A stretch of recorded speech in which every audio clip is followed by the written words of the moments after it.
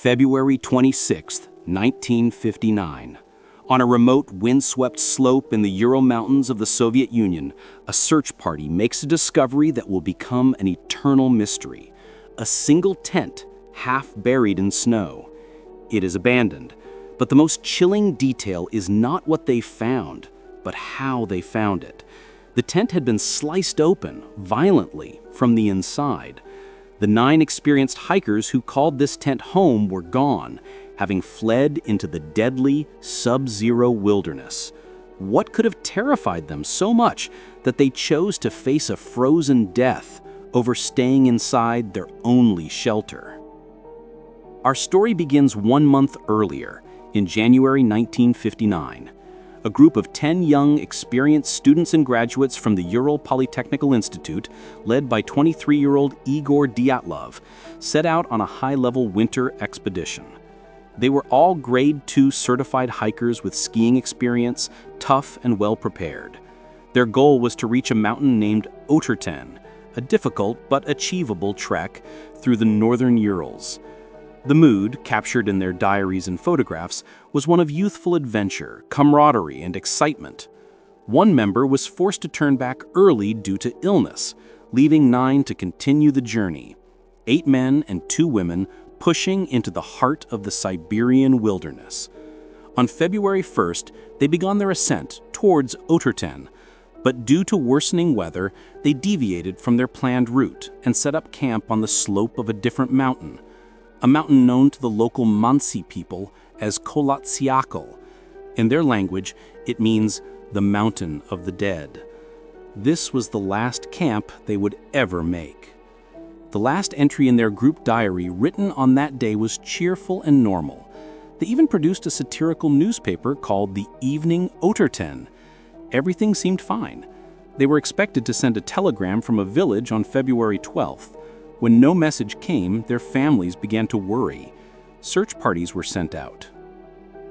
After weeks of searching, on February 26th, the abandoned tent was found, and the mystery began. The tent was collapsed, but it was clear it had been cut open from within. All of the group's belongings, their warm clothes, their shoes, their food, their axes, were all still inside. Outside, a trail of footprints, some from bare feet, some with only socks, led down the slope away from the camp. The footprints were orderly, suggesting the group had left calmly, not in a panic. But why would 9 experienced hikers abandon their only shelter and warm clothing to walk calmly into a minus 30 degrees Celsius blizzard?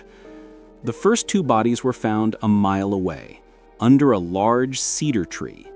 They were the bodies of 2 of the men, Yuri Krivonashenko and Yuri Doroshenko. They were stripped down to their underwear. Their hands were burned and scraped raw. The branches of the cedar tree above them were broken up to a height of 5 meters, suggesting someone had desperately tried to climb it. A small, extinguished campfire lay nearby. They had frozen to death. 3 more bodies were found between the cedar tree and the camp, including that of the leader, Igor Dyatlov. Their positions suggested they had been trying to return to the tent. They, too, had died of hypothermia. For 2 months, this was all the searchers could find. 5 bodies, all dead from the cold. It was a tragedy, but a logical one. Perhaps they had panicked and ran. But the worst discoveries were yet to come. In May, after the snow had begun to melt, the remaining 4 bodies were discovered buried under 4 meters of snow in a ravine 75 meters from the cedar tree. And it was with this discovery that the case turned from a tragedy into a truly terrifying, inexplicable horror. These 4 hikers had not frozen to death.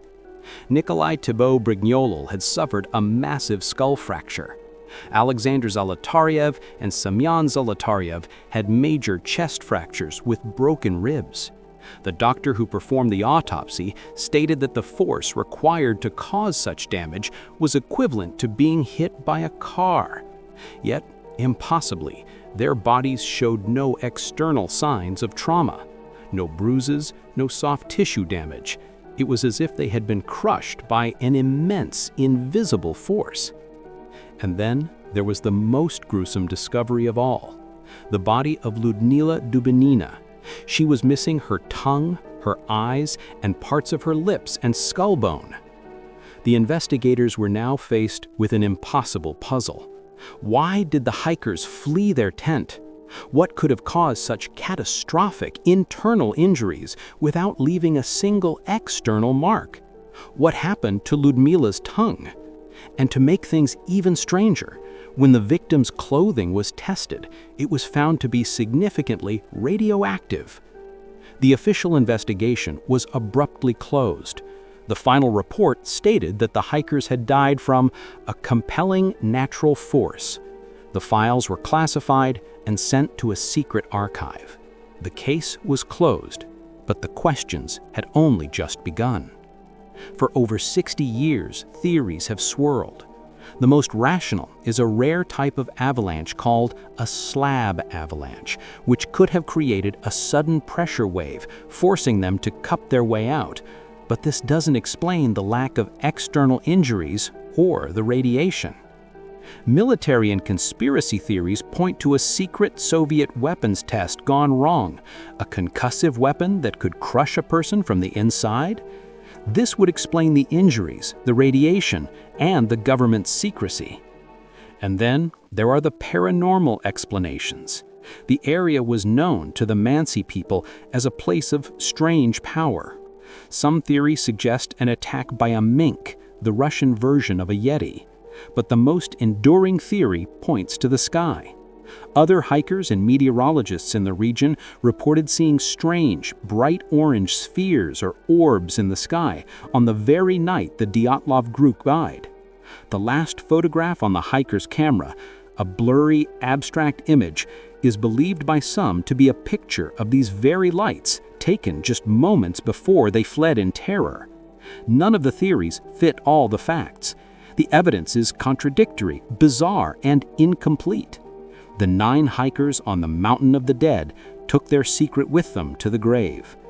All we are left with are a set of chilling, unanswerable questions, and a story that serves as a terrifying reminder that there are still forces in this world, hidden in the remote corners of the earth, that we do not understand.